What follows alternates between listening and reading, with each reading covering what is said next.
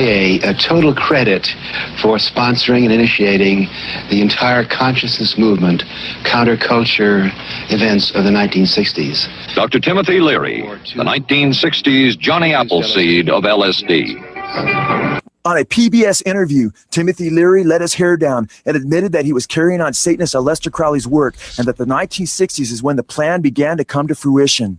Well, I've been an admirer of Aleister Crowley. I think that I'm carrying on much of the work that he started over 100 years ago, and I think the 60s themselves. You know, Crowley said he was in favor of finding your own self and do what thou wilt shall be the whole of the law under love. It was a very powerful statement. I'm sorry he isn't around now to appreciate the glories that he started. As Satan guided Crowley, Crowley declared that his writings were to be, quote, circulated among the young, end quote. Crowley predicted that America would pick up, quote, a few axioms on which a working majority can agree, a few dogmas which it could rally. Do what thou wilt, of course, became do your own thing, and if it feels good, do it in the 1960s. Timothy Leary came up with a few of his own. He looked out at that crowd and he said, turn on, tune in, that's right, and drop out. Turn on, tune in, and drop out. We're turned on, and we're tuned in, and we're very dropped out. Turn on, tune in, and drop out. Timothy Leary claimed that he came to the realization that he was to usher in Crowley's new age when he was using Crowley's tarot cards. Leary asked the question, who am I, and what is my destiny? Leary claims that he then cut to the Ace of Disc. Robert Anton Wilson declared, this shows a large disc bearing the Greek letters to Megatherion, the great beast. Leary interpreted this to mean that he is Crowley reborn and is supposed to complete the work Crowley began. Our undercover agents in Los Angeles were very cool about, and yet they did more in a very laid-back way. And it's never been as public as some of the other, you know, the buses running around the country. Huxley was one of the first. After we were fired from Harvard, that fall, every major magazine came out with a, there was a cover story in the Saturday Evening Post. Dangerous. There were three different stories in Playboy. So that was, it was the firing from Harvard plus the fact that Henry Luce was somewhere always behind the scenes doing certain things. Plus, so many people have been involved in Los Angeles. Tim was more responsible than anybody before that. The calculated goal of if to cause that kind of spreading? Yeah. Well, I want to point out, though, that the picture, we all know that here and now study pictures more than they do long columns. The particular picture of this article in Time Magazine attacking our research had a scientific instrument called the experiential typewriter with all these dials, actually filled with socks, but that's all right. It had an incredibly beautiful young woman sitting, taking the test, and it had standing behind her Alan Watts, a beautiful female Hindu guru named Gayatri. Anyway, I think that's probably a good spot to start there. What do you think, Joe? Absolutely. That was a good introduction to the theme that we're going to be developing tonight, which will be basically an expose and an interpretation, because some of it requires interpretation, of the dialogue that occurred at a party. Jan, can you describe the party to us and who was, and also their connections into the CIA and the Macy Conference, so we can understand this cell that we're dealing with at the party? Sure, and I should also say welcome, everyone. This is Jan Irvin and Joe Atwill, UnSpun, episode number 20. And that was a clip showing Leary from 1977, an ABC special program where Leary admitted that the whole thing was a CIA program.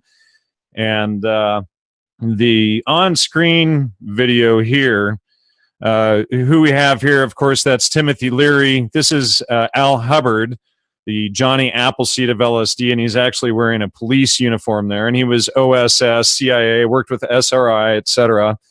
As I revealed in my article, Spies in Academic Clothing. I'm not sure who this guy is. This is Sidney Cohen here. MKULTRA. To the far left there. And, you know, we also saw Myron Stolaroff. Now, they're all at Oscar Janiger's house. This is Myron Stolaroff right here on the left. And let's see if we can find a spot where it's showing up. There was Janiger. That's Oscar Janiger right there. And all of these guys are CIA, MKUltra. Now, this is basically a paper I've been working on that goes into it, but Myron Stolaroff, Sidney Cohen, Al Hubbard, Tim Leary, Oscar Janiger, and Humphry Osmond. Humphry Osmond, the homicidal maniac. Can you tell us about old Humphrey, the party animal? Well, Humphry Osmond, he was close friends with Aldous Huxley. Aldous Huxley, Osmond. So let's pull him up. And Osmond, of course, was one of the CIA's MKUltra doctors, and he worked directly with Huxley. He was part of MKUltra Subproject 47 that went into MK Search, and he was also part of Subproject 111. And, so he did a lot of work with Abram Hoffer. Aldous Huxley, Humphry Osmond is actually the guy who created both the words psychotomimetic and psychedelic. And I exposed all of that in my paper, Entheogens, What's in a Name? And he did work with Abram Hoffer and Aldous Huxley creating the names for the drugs. Abram Hoffer, of course, also an MKUltra doctor, was at the Macy conferences, knew Al Hubbard, knew Julian Huxley, etc. So we're dealing with the same group of MKUltra people in this video. And what's interesting is in that clip we just played, and Steve Outram, he had put those clips together out of stuff that I had collected and sent him, and stuff that he had found as well. But so in that clip, he talks about his getting fired from Harvard being something that promoted him, as well as 3 articles in Playboy. And then Henry Luce, who, of course, was the owner, founder of Time Life magazines, which Skull and Bones. Skull and Bones, and I've done a lot to expose him over the years as well. I wanted just to mention, Jan, that. Well, hold on. Let me finish this, because this is my article, Spies in Academic Clothing, up on the screen, which I recommend everybody read if you haven't. But one thing I talk about here is that it is difficult to understand. What's difficult to understand is the fable regarding Leary's firing from Harvard in 1963 and the exposure by Dr. Andrew Weil. It appears that from the evidence that Weil's exposure was just an old trick using the Hegelian dialectic, problem, reaction, solution, or thesis, antithesis, synthesis. Without Leary having been fired from Harvard, he'd have never been able to create the appearance of the hippie guru he later used to promote the psychedelics to the youth for the CIA and Huxley and Osmond. Weil's so-called exposure and Leary's subsequent firing, along with Ram Dass or Dr. Richard Alpert, created the illusion, in my opinion, that Harvard et al. Were trying to suppress Leary's spiritual message. This gave Leary and the CIA the psychological advantage they'd need to use against the public. After all, Leary and the others were nearly all out of the Harvard Social Relations Department under the well-known MKUltra conspirator, Dr. Henry A. Murray, who headed the department. And so what we saw in that clip, though, was Leary admitting that his firing from Harvard, Luce, Playboy, all of that was done to promote the whole counterculture psychedelic meme. He couldn't have, right? If they hadn't renamed him, and if they were still called psychotomimetics or hallucinogens, and if Leary hadn't been fired, and if they hadn't done that whole thing, the psychedelic revolution wouldn't have happened. Right. Well, it was the psychedelic revolution. In other words, the key point to me is when Leary says, and Henry Luce was behind the scenes always doing something. Right. Because it is the publicity. It is when these characters enter the media and our consciousness that is important. And Luce owning, Time magazine, the whole Time complex with all those magazines and influence into television networks, was able to make sure, and I'm sure Luce was working with an entire armada of these individuals who are media controllers, to make sure that Leary became famous. and so that he would be always in front of us. And so this is, when you go through the text, and it's available at Gnostic Media, you'll see that, and what Jan has done is brought up Henry Luce's first step in the psychedelic revolution. This was, that's the cover of Life magazine, 1957. That's the story about Gordon Wasson, which is now known as Subproject 58. It was Subproject 58 of MKUltra. And there you can see very clearly the neuro-linguistic programming, the final line in the black box, which is inserted into the cover, being teenage allowances. As you scroll down, you'll see, this is the story, which of course is complete fiction. This is the important thing. This is a fictional story. The woman there, I think is that Maria Sabina or another? Yeah. And what's interesting is Maria Sabina had come out in 1981 in a book with Alvaro Estrada, saying that before Wasson, nobody had ever used the mushrooms to find God. They were strictly used for healing for the sicknesses her people suffered from. Right. So Wasson goes down. Yeah. Well, but she was a curandera, which means a cure.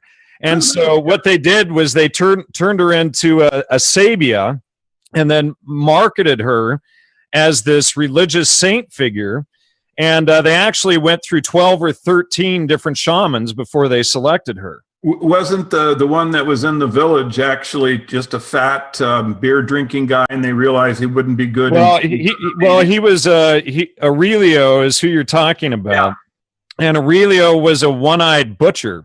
And so Aurelio, the one-eyed butcher from Huautla de Jimenez, sounded more like Jack the Ripper than Maria Sabina. Maria being similar, or is actually Spanish for Mary, so it sounds like a religious figure. Sure. And then Maria Sabina, the Sabia. Yeah. So that was much more easily marketable than Aurelio, the one-eyed butcher from Huautla de Jimenez. Right, and then if you go through it carefully, you can see, how the story was assembled and why. The people, were very carefully, very skillfully crafting a mythology. They were making up events and giving, fictional aspects to realistic people, real characters from reality, with the idea of creating an illusion, something that would fool people, something that would lure them in. The whole story in Life magazine should be studied by every citizen who's interested in democracy, because you can really see how sophisticated the government is, how clearly they're able to use weaponized anthropology against us. The cover, the story, every single thing inside it is fake. It's all a weapon. And this is 1957.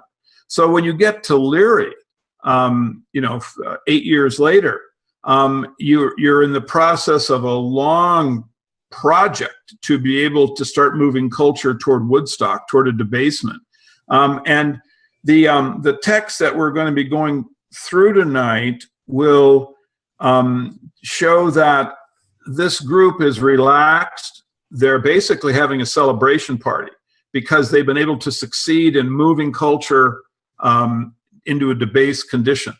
And so they're celebrating it. That's why they got together.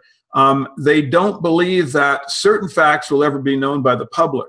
So they can basically talk out in the open about about the cover stories in some of these things, not thinking that anyone would ever be able to go back and look at, for example, when Leary starts talking about Gordon Wasson being one of the origins, of the whole program. Because Leary, as in the clip you showed to begin the show, certainly knows the CIA is in back of all of this. Leary is the CIA. So when he talks about Wasson in this glowing light, he is assuming that the people who would see the tape later on, because they knew they were being filmed, that they wouldn't know about Subproject 58. You see, that's really the most critical piece to understanding the dialogue that goes on, to be able to really see kind of what they're avoiding, and sometimes their secret meanings. Another critical point is when they start talking about $1 million check and this would have been in the 50s. I mean, that would have been the equivalent of, like, say, a $30 million check today. This was an enormous amount of money. And it was given to Al Hubbard, who, you know, basically comes across as brain dead. You wonder would anyone give that individual so much money? Why don't we play another clip or two here where they're talking about it, because Leary talks about Wasson's promotion of the psychedelic mushrooms as a Joe Namath commercial. Right. And so let me just share the screen here, and hopefully I've got it queued to the right spot. So anyway, this is where Leary, he says, and Gordon Wasson, don't ever underestimate the effect of that wonderful, respectable, far-out mind he has. In Life magazine, there he is, a banker, a Morgan Guaranteed Trust banker lying on a mud hut, a Mexican, you know, saying wonderful, wonderful. No, bear in mind that before we go on next, bear in mind when Leary says that about you know, Life magazine, he's already made the comment, Henry Lewson's behind the scenes doing this, doing that, right? So here he talks about Wasson's you know, article in Life magazine. He's actually referring to Henry Luce's activity, right? He's behind the scenes making sure that these articles get put into the magazine in the right way. All right, so let me just cue this up. Hopefully this is in the right spot here. Turn on the sound. All right. Zionist politician for drugs, and here he's talking about Ginsburg. Let's go back to that. Psychedelics, come on, would you say? Well, no, see, we have to mention the name of Ken Kesey, and of course, Allen Ginsberg was an indefatigable Zionist politician for drugs, and John, stop the tape for a second. I have a question. Sure. Why is he referring to Ginsburg as a Zionist politician and in a positive light? What is his meaning here? Well, that's a very good question, Joe. You want to go into that for a moment there? I think it might just be something that slips out. I mean, when you look at the show that we did on the American Jewish Committee and the relationship between it and the Macy Conference, which is MKUltra, and now you have this party. Well, and don't forget that Oscar Janiger, who is at the party, was Allen Ginsberg's uncle. Right. But what you have is this odd focus on you know, what is beneficial basically to the American Jewish Committee, what would have been seen as good. And so that's why when Ginsburg is singled out in a positive way as being a Zionist politician, and actually I'm not familiar with Ginsburg being you know, well known as being a Zionist, so Leary may really be revealing secret things here. Well, when you read, like, at the end of my article, it's the fourth article in the series, Enthusians, What's in a Name. Let me just read this quote from him. Ginsburg is talking about, and it's a quote from Jay Stevens' book, Storming Heaven. He says, from there, Jack Kerouac's, Gary Snyder's, and Allen Ginsberg's days with Burroughs, they knew that one of the quickest ways to disrupt the rational mind was with drugs. But not all drugs. Marijuana worked fairly well, but an even better disruptor was peyote and its synthetic cousin, mescaline. LSD didn't enter the beat scene until the end of the 50s. But when it did, it quickly became the tool of choice for achieving that ancient heavenly connection. Ginsberg took some peyote in the fall of 1955. Looking out his window, Ginsberg had a vision of Moloch, the biblical idol whose worship he was distinguishing by the burning of children. Moloch was America, Ginsberg flashed, and he began writing a poem about his intuition. Right. Well, they often see their political vision very conveniently, you know, as they look forward. Anyway, so it's a very, very odd thing. And I'm not sure how many people have wondered why Leary used that expression in such a positive light, but I think that a possible solution to this would be found in the show you and I did, where we exposed this relationship that hadn't really been brought out before between the American Jewish Committee and the Macy Conference, and then into MKUltra, because these same individuals who basically came from the Frankfurt School then end up, in that trajectory, and then they end up in MKUltra. And so you really, again, it just sort of underlines this question as to what really is in back of all this, what really lies in back of all this. And in the show we did on the American Jewish Committee's connection into the Macy Conference, we pointed to that conclusion where they talked about the need to control Gentiles to protect Jews by amalgamating all of the social sciences, psychology, computing, sociology, anthropology, and then working a program out on a mass scale. Well, gee whiz, isn't MKUltra exactly that? You see? Yeah. Yeah. So this. Well, let me add, Joe, that I believe Myron Stolaroff was, but Sidney Cohen, Oscar Janiger, several other in the room there were also Jewish that Leary's sitting there with. Excuse me. Right. So it just sort of begs the question as to what this relationship is. It's just another thing that has to be explored in the light of day by honest investigators. Right. Because there is something in back of all this that has never been exposed, is very dangerous to the public, is involved in mind control. And I mean, it certainly is been in mind control since the Life magazine cover to today. And democracy demands that the citizens know what the government is doing to be able to influence their minds, right? We have the right to know that. So that's why the stuff that Jan and I are showing, we can't always come to points of absolute exposure or absolutely clear evidence. We often do. But the fact is, we are always showing things, revealing things which are enormously important questions that need more analysis, more sunlight. I mean, our show should be basically replacing CNN, Fox News. I mean, Jan, myself, and Biggie, we should have that platform. That media doesn't deserve it. The information that's coming to you now is what, are the real questions about your life and about the future.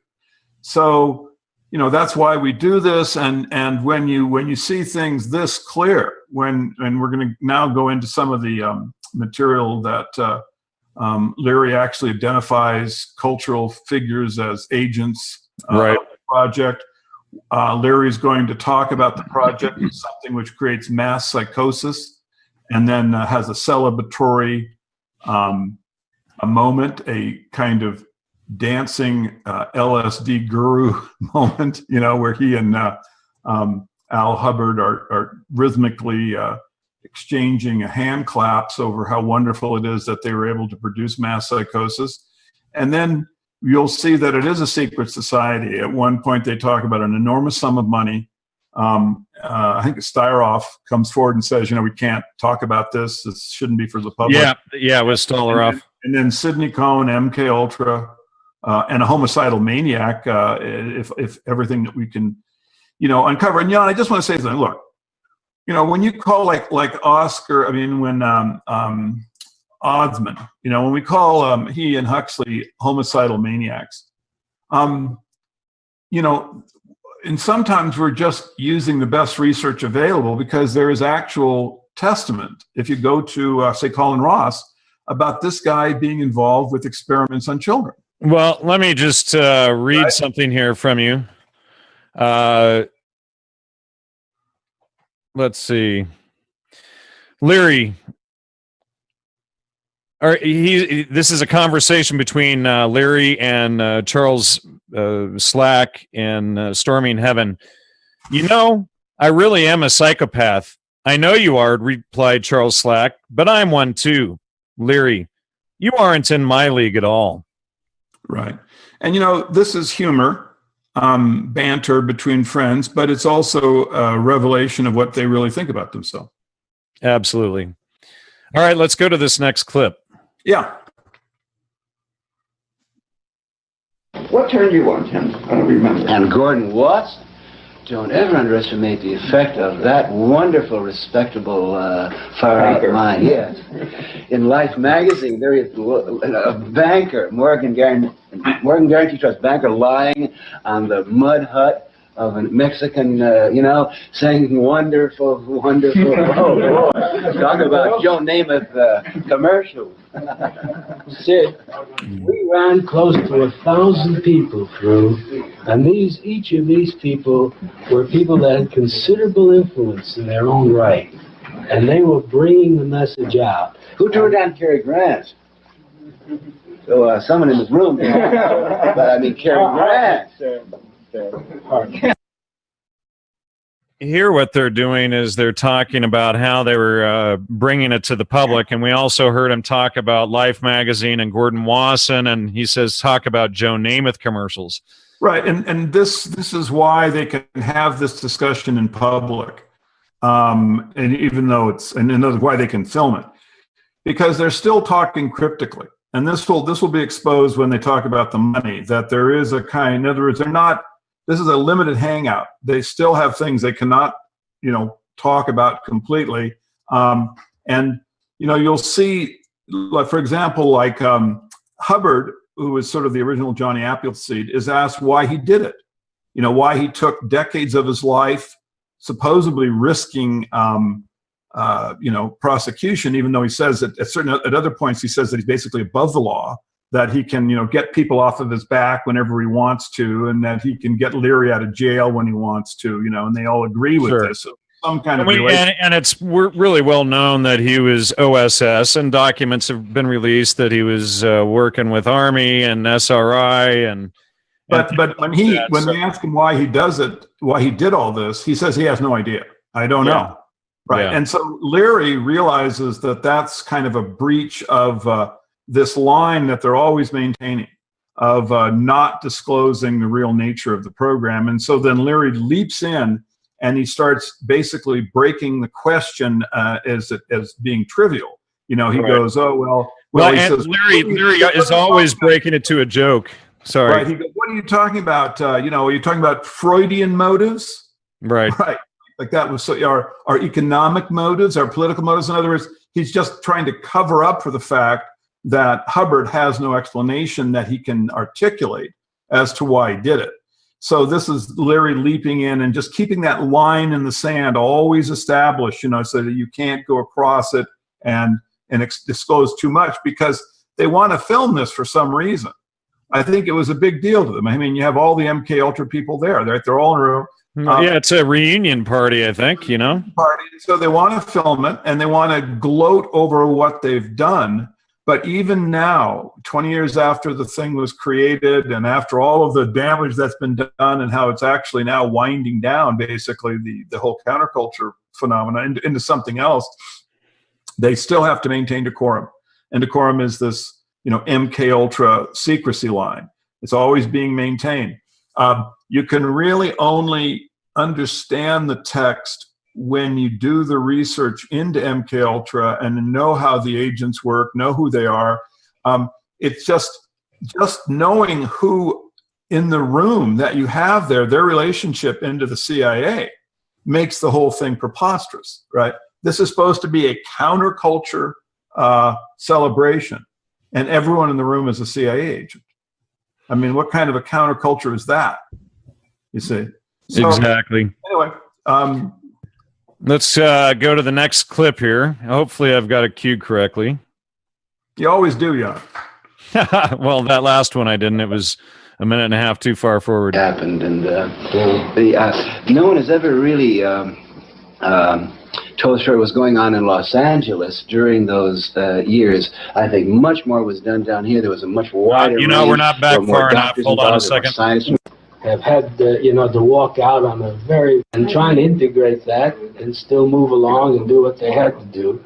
And I think people like Art Chandler and so on, and Bill McLaughlin and Ron Siegel and others I look around the room have had to walk out on a very, very long, narrow plank too and look around. and in their way, I think brought back some very good things, you know. I think, you know, it's an interesting thing, too. As you go around the country, I'm sure you all have this experience. You talk to middle-aged, fairly respectable people in Tucson, Arizona, and they said, this is where the acid thing really happened. Tucson. In San Francisco, this is where it really happened. The Lower East Side, you know, they said that's where it really happened. And no one has ever really told us what was going on in Los Angeles during those years. I think much more was done down here. There was a much wider range. There were more doctors involved. There were more scientists involved. We had Gerald and Aldous. Yes, right, yeah. Gerald Hurd and Aldous Huxley. Yeah. And of course, it was part of the coolness of the Los Angeles cell, whatever you want to call it, that they kept a, you kept a... You might not call it a cell, let's call it a cluster. Our undercover agents in Los Angeles were very cool about, and yet they did more in a very laid-back way. And it's never been as public as some of the other, you know, the buses running around the country. Yeah, I think Zimberg says that the visionary experience and all the things he was doing at Harvard and the others, his residents and the rest of his giving LSD to, they never had a visionary or ecstatic or mystic experience, but the whole thing was a California invention. I think that's a great spot to stop. I agree. So he identifies a bus painted Dayglow as... Well, he says the bus running around the country. Yeah. Right, but if you just listen closely, you hear the words painted Dayglow. They trail off, but I heard it clearly that time. I thought it was in there, and I was listening for it. So if this stuff has been available on the YouTube, and someone with a good audio device will be able to hear it as well, I'm sure. So he identifies Kesey as an agent, right? And if you go forward, Jan, what you'll see is then he includes into this mix Gordon Wasson, right? Now here's what this is. And the comment, ladies and gentlemen, the comment about Gordon Wasson that we played a minute ago is actually just after this. So if we play this for another 30 seconds, he'll go right into Wasson. Exactly. And see, so what's really important is that because we have been able to get the documents on Wasson, to break through that line, that demarcation they have between the CIA's activity and the secret societies. Because remember, it's not just the CIA. If it was just the CIA, you know, that would be easy to deal with. But it's the combine, as Kesey calls it. You know, you have the Bohemian Grove, the Freemasons, some kind of level of Freemasonry. You have Skull and Bones, OTO, the Church of Satan, a whole bunch of others going in there. And the American Jewish Committee, is another one that's in the mix now because we've been able to expose that. And so you have this combination of secret societies where you don't really know what's going on in back of the veneer. But what comes out is this project to control the minds of the population. And because we got the documents on Wasson, we actually have the documents. Now everything can be understood. We don't have to conjecture. We know that Leary is CIA. We know that it's malevolent, that he is a lifetime actor. And when he links, say, Ken Kesey into this this definition with Gordon Wasson, then it's completely transparent. You're dealing with multiple lifetime actors: Kesey, Leary, Wasson, Allen Ginsberg. You know, you have all of these lifetime actors being aligned into a kind of a theatrical production, which is weaponized anthropology and is aimed to take the children, the young people, into a cultural abyss. Correct. Now, what I'm going to try to do here, hopefully, is play that clip where Leary talks about contagious psychosis. And so we can, yeah. This is sick. This is absolutely sick. All right. So hopefully this is correct here. It always is.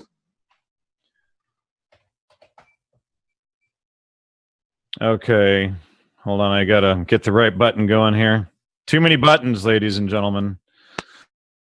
All right, here we go. Now the signal content of a picture like that was much more important than the little words that are being written by some clerk at Time magazine in the medical department. How about McLuhan? Now, I'm trying to think, though, that what else could happen in a person's life that, short from a religious conversion, that can fire them up with the sort of zeal that we saw in the few people that we began to use it with. In other words, perhaps not everybody went out. Psychosis. Yeah, but it was a contagion. It was certainly a contagion. It was a contagion. There we go. Contagious psychosis, Leary says. Watch what Hubbard does. Just play for another second or so. All right. It was a chance. Look at that. See? Yep. There you go. Congratulations, Captain Trips. Absolutely. That was the whole giveaway right there. Exactly. See, that's that's critical. And it's all a dog and pony show. See, the cover story is that Leary went rogue, and then and Kesey, and then they went around and spread it. But Al Hubbard was already going around spreading it to everyone. Al Hubbard had exclusive rights with Sandoz to distribute LSD, and the CIA got it from Al Hubbard. And we also have Aldous Huxley writing The Doors of Perception, which promoted peyote, etc. From when did he publish that? 1953, 1955, something like that. And so that was promoting it. And then Wasson in May 1957 is publishing the Life magazine article with Henry Luce talking about teenage allowances on the front cover. So they're all promoting it to the youth. Now, Arthur Kohlster talks about pediomorphosis and juvenilization. And in Theogen's What's in a Name article, I do quote Tim Leary discussing pediomorphosis. So they're all going after the children. It's a huge lie that Leary went rogue. That was part of the whole operation. There's a clip where Stolaroff, or we already played it actually, where Stolaroff asks if that was the point of if to get it out to the public. And Leary says, yeah, of course. And so all of these things are about getting it out to the public. Leary, again, we played that clip of Leary admitting that the getting fired from Harvard promoted it.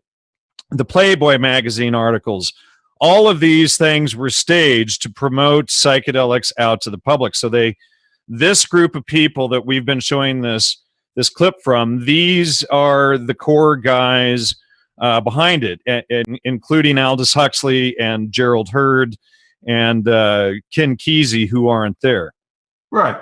And so, what we've done is we've given people a kind of another way of interpreting this critical film. I mean, this film, in my opinion, is absolutely essential. It should be in every, civics class that's taught in America's high school, because here you can really see government malevolence. Right. It's absolutely clear. And I believe that you have a transcript of the text on the Gnostic Media site. I hope everyone. It's not up actually, Joe. I haven't published it yet. I do have. All right. Well, I do have the entire transcript right here that I'm looking at. All right. Well, we should try to get that up, because what we really want to do is have people for themselves. Jan and I sit here. We go through this interpretation, and people can contest it. We would hope that all citizens actually read the text and also read Manufacturing the Deadhead as sort of a read the whole series also that I've read the whole series. But what you'll get is an understanding of the overall program that was an intersection of the Frankfurt School and Gregory Bateson in terms of why the Archaic Revival, why the rock stars were going to be wearing rock and roll and cowboy and Indian outfits, to start bending people back in time into a more primitive culture. You can see how this whole structure began. But what I was trying to say is that, look, once you know about Gordon Wasson, about Wasson's being a lifetime actor, and then you look at the pedigree of all of these individuals. And I was looking today to see if I could identify one who was absolutely in the clear in terms of the CIA, and I couldn't find a single one. What do you mean? Who is in the clear? You mean not part of it? Are you talking about the big psychedelic heroes of the '60s and all? Well, I'm talking about the people in the video. Oh yeah, for sure. That are actually identified as, and you can hear them talking. So you've got this preposterous situation. You've got a situation where they're trying to celebrate a counterculture and being free, right? And it's all manufactured by the CIA and the government and dumbing them down. Exactly, and there it is. I mean, I just ask yourself, how many parties do you go to where the only individual there who's not a CIA or has been a CIA employee and operative is you? You know, this isn't some kind of natural collection of individuals. It's not a random event. This is obviously these guys are there intentionally because they're all CIA and exactly SRI, MKULTRA, Tavistock, etc. Right. And then like with Stanley Osmond, I mean, go into the Well, what I want to play first, I want to play the whole part because one thing a lot of people will say, well, Leary couldn't have done this because he got arrested and he was sent to prison. Right. So I want to play a section here about Leary and the whole prison escape bit, which is really funny, and it goes over to Joanna Harcourt Smith, who gets him in Algeria and take him to Switzerland, etc. And she's an agent running the Future Primitive podcast today, and she's even mentioned in a number of books. But the reason why this is important is because people need to understand that there is a separation or a division between organizations like the CIA and your local city, county, and state police, sheriffs, etc. So, just because Leary is CIA and gets run around through the Orange County Superior Court and all of this stuff, and then spends time in minimum security prison, which was at San Luis Obispo, where ironically Leary himself wrote the psychiatric test for that prison. And of course, Leary wrote the psychiatric tests and the entry exams for the CIA as well, called the Leary. So all of this is important to understand because it shows that the prison escape story, just like the prison story, just like the getting fired from Harvard stories, are just cover stories to keep people off from the real track here. So part of being a lifetime actor. Part of being a lifetime actor. Yeah. You were what Gerald Hurd would have said. You were on the cutting edge of things, and that's probably where you belong.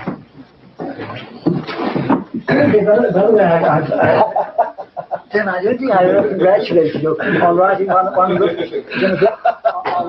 best escape books. Says Tim, I should congratulate you on writing one of the best escape books. It's one of the good escape books. And that's Humphry Osmond who's talking right there. Right. Stop the tape. That is a absolute homicidal maniac.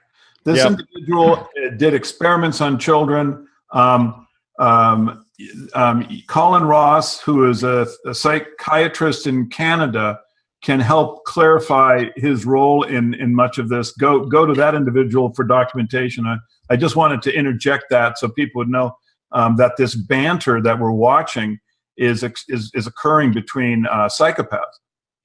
All right, so let's see. So what he just said there, Tim, I think we ought to congratulate you for writing one of the best escape books. I don't know if anyone here's ever read Timothy's his escape book. It's one of the very good escape books. It was really badly, rather foolishly, I think, over-publicized and didn't get the thing going right away. But I think it's the best, one of the best escape stories I've ever read. And I'm something of an aficionado on escape stories, and it's one of the very, very good ones. So here we go again. I think over-publicised and didn't get the thing going the right way, but it's one of the best escape stories I've ever read. I'm something of an aficionado of escape stories, and it's one of the very, very good ones. Not as good as Papillon. No, but it's true. He says, not as good as Papillon.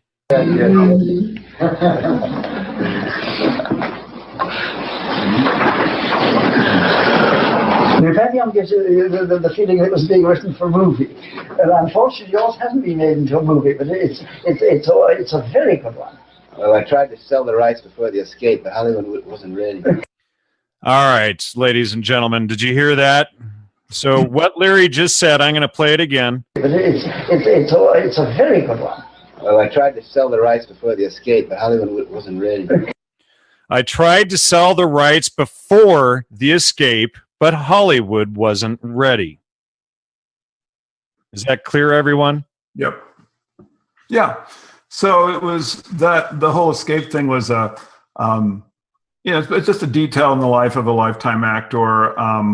Monica Lewinsky. They put these things out to keep the public basically following the dramatic line that they want, and not straying off into questions about why everything is so nightmarish in our world. Do you want to go to the clip about the money? Are you able to do that, Jan? Let me see if I can find it. I don't know if you have it, but it would be great if we could bring that up. I just wanted to let people hear Cohen talk when they talk about how the money can't, the origin of the money can't be disclosed, how they shut up. Is that when they're talking about the $1 million check?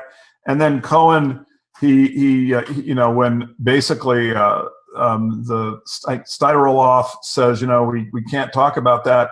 And then Cohen comes in, he says, well, we're among friends, Let's see if I can find that clip here. There's a couple of... Yeah, there's 2 points where they talk about it. All right, let's see if this is it here.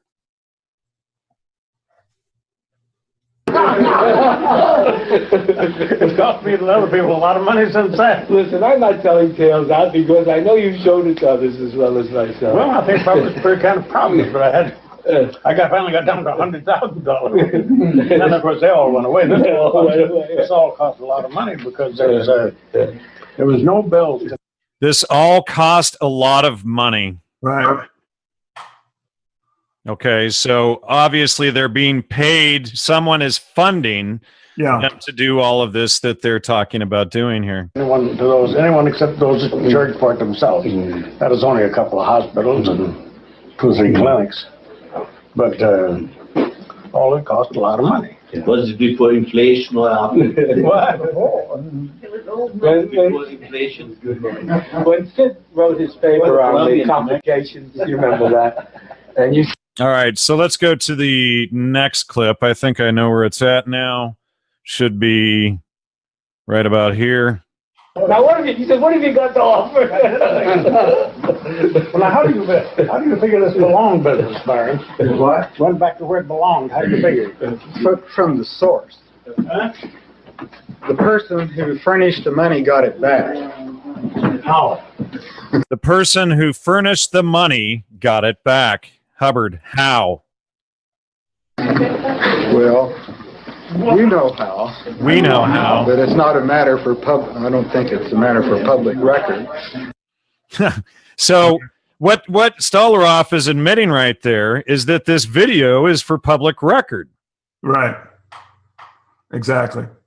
But and also that the public record has to be carefully monitored. There's certain things that cannot be put in it. He's talking about the elephant in the room, which is this dividing line between the MKUltra secrecy level and the kind of public banter that they can engage in. So right. There it is. And if you go a little bit further, Cohen will actually use the expression, he says, well, don't be, basically don't be mad at anyone for talking about this. We're among friends. They're among friends. Yeah. Only Harry is recording it. $10 million. Everyone's laughing. See, somebody just made a comment about $10 million too while they're yucking it up. Yeah. Yeah, I mean, so they basically have these connections into the government, and then people have asked me like, well, who gave that check for $1 million? I would imagine it would have been Billy Hitchcock. Could have been Billy Hitchcock. It could have been the Macy Foundation. It could have been the Geschichter Fund. Peggy Cargill. I mean, but as an individual, it would have been one of the banking families that. Sure. Could have been Wasson for all that, Could have been Wasson, yeah. And that would have been another, but none of those individuals, had the Mellon family or Wasson been exposed as the origin of the money, then the whole charade would have collapsed. They couldn't have camouflaged the actual combine that was going on behind the scenes between the banking families, the Freemason high level, the American Jewish Committee, the MKUltra organization. If you in one of the shows we were talking about the Grateful Dead, and I said, look, if you just go backstage, right, at one of the original acid tests for the Grateful Dead, what do you find? You have the Bohemian Grove, you have MKUltra, you have the Mellon banking family, you have the Cargills, you have Skull and Bones. I mean, you've got just so many secret societies. They're, gathered inside the band. And then, of course, who's the manager of the band? You've got the son of the founder of the Tavistock Institute. I mean, the idea that with the Grateful Dead, who funded the Grateful Dead? It was Peggy Mellon Hitchcock who funded their first album. Right. And Peggy Mellon Hitchcock was Billy Mellon Hitchcock's sister, and Billy owned the Millbrook Mansion. Right, and if you look at the Mellons, basically ownership of the OSS, the European division of it during World War II, this is only like 10 years before this, for heaven's sake. So you've got this seamless web of secret societies, banking families, government intelligence agencies, and then that's the background. That's literally what's walking around in behind the stage at the Grateful Dead. In front, you've got, Pigpen and all of the, the long-haired people and Keep on Trucking and all this stupid music. And, of course, LSD being given out everywhere, right? But in back of it, and I mean, I'm not talking about metaphysically in back. I mean, Jan, this is just backstage, It's just who's there, So it's just preposterous that that this hasn't come out. And frankly, it's about time the mainstream media, at least those agents in it that are still free, if there are any, they should be, bringing this stuff out. This is what needs to happen now. Wasting our time on this fake dialectic with Trump and Hillary is just preposterous. This is what democracy needs to focus on: is the weaponized anthropology and who's behind it. Now, speaking of the Grateful Dead, let's go to this clip. I like to play this one every once in a while.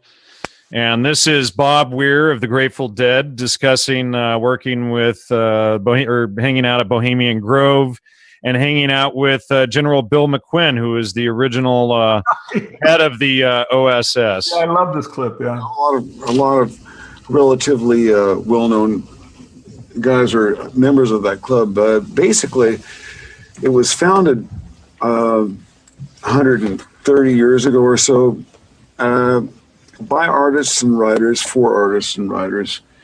And still, in order to get in, you have to have something to offer in that regard. A lot of the members are successful entrepreneurs or businessmen of one sort or another, but they all have an artistic bent. The stuff you hear about it in the rumor mill is, while entertaining, I've never caught any original sacrifices. Anything kind of remotely like that. I had some interesting times up there. And, there are a lot of movers and shakers in that club, and I enjoy the chance, given my mindset, my Weltschmerz, if you will. I enjoy a chance to get together with those guys and knock a couple back and talk it down. One time I spent a weekend up there. I ran into a guy named General Bill Quinn. We had a couple drinks together. Ran into him. We were sitting in front of the place. Wait a second. And we just started telling movers and shakers, people with artistic bents. Right. General Wild Bill Quinn. Well, what was his artistic bent, Jan? Was he a finger painter? What did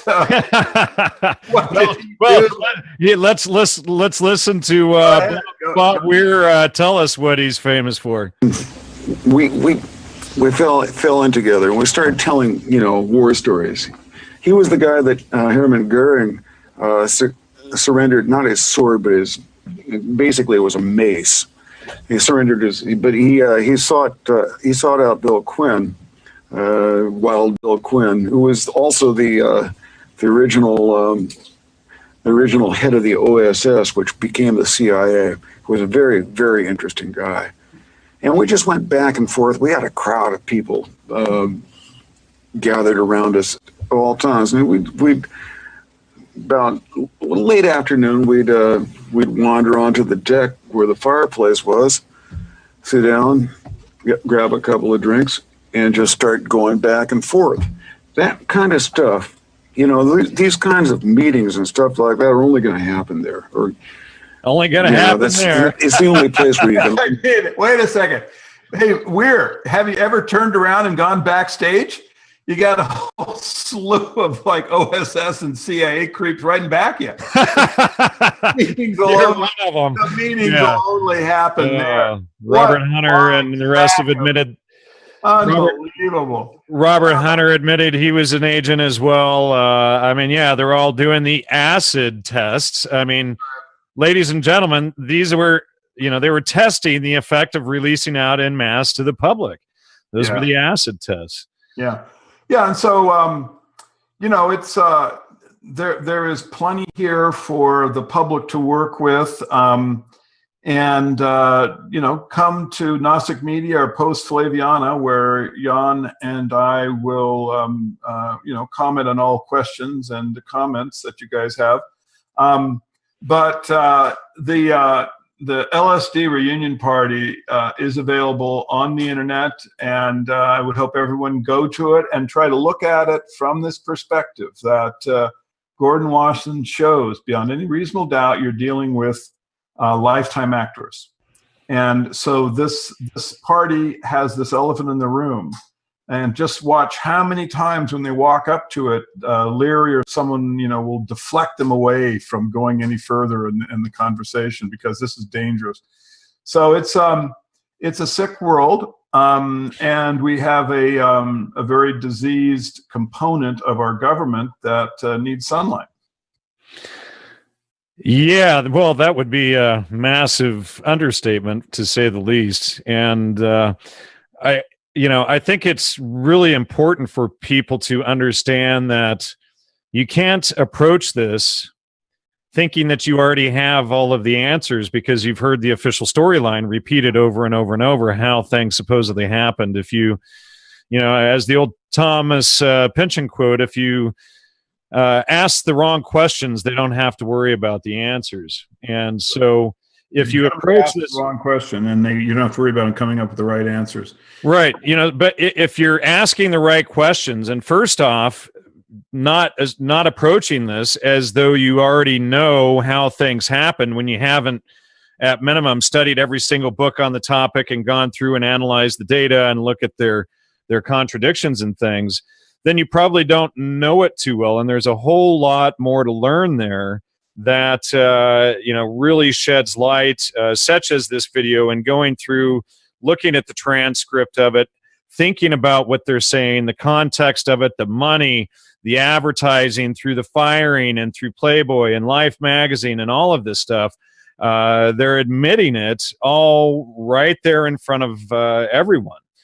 So everyone, please help support CCN. Donate at CCN website. Also, click on the donate button on the Gnostic Media website, gnosticmedia.com. and also Joe's website, postflaviana.org. Joe, do you have anything else? No, that was just a really good expose, and we'll see everybody next week. Goodbye, CCN. Goodbye, Jan. Goodbye, everyone. Until next week, take care. Take care. Thank you for tuning into CCN. This unique network is dedicated to free and independent media. CCN was created with the belief that information is the common heritage of all beings, which is why our live stream high-definition broadcast is easily accessible and free to view. If we want to change the world, we must first change the media. Having produced over 1,000 shows in 2015, which are all archived on YouTube, we look forward to bringing you more groundbreaking, cutting-edge information in 2016. For more information on what is on, please check out our broadcast guide for weekly updates. CCN broadcasts in multiple languages and features some key voices of our challenging times who are all in pursuit of a free, fair, just, sustainable world. CCN belongs to you, the people, and it is up to you all to keep this network on the air.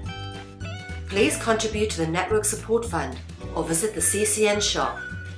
We thank you all for supporting free and independent media.